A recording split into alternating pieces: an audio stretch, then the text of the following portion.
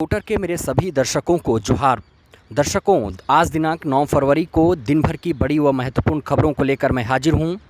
पहली खबर, राज्यपाल ने तीसरी बार लौटाया झारखंड वित्त विधेयक 2022। विधानसभा से पारित झारखंड वित्त विधेयक 2022 को राज्यपाल रमेश बैस ने तीसरी बार राज्य सरकार को लौटा दिया है। राज्यपाल ने यह कहते हुए विधेयक को लौटा दिया है कि इसमें उल्लेखित बिंदुओं और विवरणों की गंभीरतापूर्वक समीक्षा हो। अगली खबर, रांची हिंसा के आरोपी इरफान उर्फ जुबेर को बेल देने से हाईकोर्ट का इनकार। पिछले साल रांची में हुई हिंसा के आरोपी इरफान अंसारी उर्फ जुबेर आलम को झारखंड हाईकोर्ट ने बेल देने से इनकार कर दिया। इरफान उर्फ जुबेर ने झारखंड हाईकोर्ट में नियमित जमानत के लिए याचिका दाखिल की थी, जिस पर न्यायाधीश जस्टिस राजेश कुमार की अदालत में सुनवाई हुई, लेकिन सरकार और आरोपी का पक्ष सुनने के बाद अदालत ने जमानत याचिका खारिज कर दी। अगली खबर, दुमका जिले से, जहां इंसान की शक्ल वाली मकड़ी मिली, घात लगाकर शिकार पर धावा बोलने में है माहिर।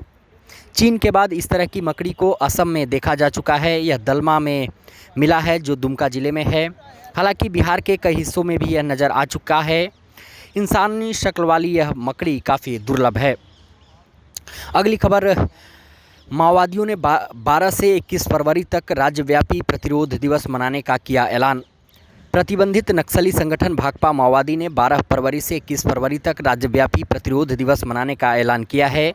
बिहार झारखंड एरिया कमेटी के प्रवक्ता बादल ने एक प्रेस विज्ञप्ति जारी कर कहा कि केंद्र सरकार और राज्य की हेमंत सरकार के निर्देश पर झारखंड को माओवादियों से मुक्त कराने के बहाने पुलिस द्वारा अभूतपूर्व बर्बर पुलिस हमले और आदिवासी मूल निवासियों पर अघोषित युद्ध के खिलाफ 12 से 21 फरवरी तक 10 दिवसीय प्रतिरोध दिवस मनाने का निर्णय लिया गया है। अगली खबर, झामुमो नेता की गाड़ी पर फायरिंग, आक्रोशित समर्थकों ने किया थाने का घेराव। रामगढ़ हजारीबाग सीमा क्षेत्र के उरीमारी थाना क्षेत्र में झामुमो नेता की गाड़ी पर अपराधियों ने फायरिंग कर दी। इस हमले में किसी के हताहत होने की सूचना नहीं है। दरअसल सोनाराम मांझी की पत्नी बुधवार रात मायके से अपने ससुराल जा रही थीं। इसी दौरान भुरकुंडा थाना क्षेत्र के आगे पुरुष से घात लगाकर बैठे अपराधियों ने उनके वाहन पर फायरिंग कर दी।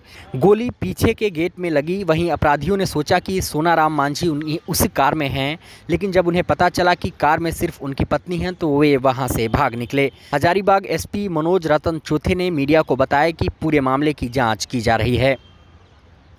अगली खबर काफ़ी महत्वपूर्ण, धनबाद जिले से, जहां नौकरी की आस में धरने पर बैठे झमाडा आश्रित आए कंगाली की कगार पर।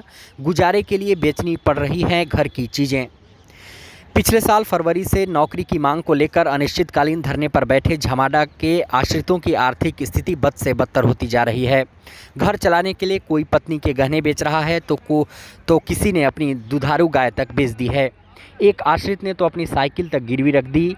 कई 1 साल से बच्चों की फ़ीस तक नहीं भर पाए हैं। नतीजतन कई लोगों ने तो निजी स्कूलों में अपने बच्चों को पढ़ाने की आस छोड़कर सरकारी स्कूलों में दाखिला दिलाया है। इन सब की सारी बचत खत्म हो चुकी है। घर चलाने के लिए दुकानदारों ने उधार का राशन भी देना बंद कर दिया है।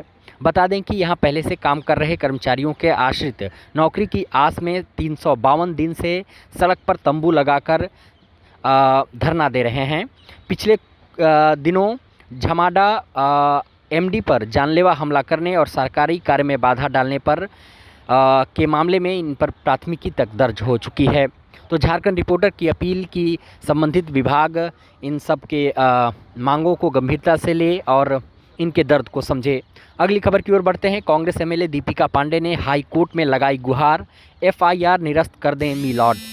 कांग्रेस विधायक दीपिका पांडे सिंह ने अपने खिलाफ दर्ज प्राथमिकी निरस्त करने के लिए गुरुवार झारखंड हाईकोर्ट का दरवाजा खटखटाया। बता दें कि उनके खिलाफ गोड्डा जिले के मेहराम थाना के तत्कालीन थाना प्रभारी ने मारपीट करने और सरकारी काम में बाधा डालने का आरोप लगाते हुए प्राथमिकी दर्ज कराई थी।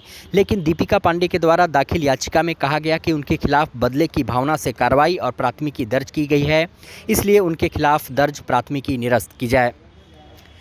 आखिरी खबर इस बुलेटिन की लातेहार जिले से, जहां कुरुमखेता जंगल में सुरक्षा बलों को मिली बड़ी सफलता। नक्सलियों द्वारा छिपाकर रखे गए हथियार व बमों का जखीरा बरामद। मनिका थाना क्षेत्र के कुमडी सीआरपीएफ 214 बटालियन और जिला पुलिस द्वारा चलाए गए संयुक्त सर्च अभियान के दौरान कुरुमखेता जंगल में भारी मात्रा में हथियार और बम बरामद किया गया है। 214 बटालियन को सूचना मिली थी कि जंगल में नक्सलियों के द्वारा कुछ हथियार और बम छिपा कर रखा गया है और ये किसी बड़ी घटना को अंजाम देने की योजना बना रहे हैं, जिसके बाद सुरक्षा बलों ने संयुक्त अभियान चलाकर इन सभी हथियार व बमों को बरामद कर लिया। इसी के साथ इस बुलेटिन में इतना ही। मुझे दीजिए इजाज़त। नमस्कार।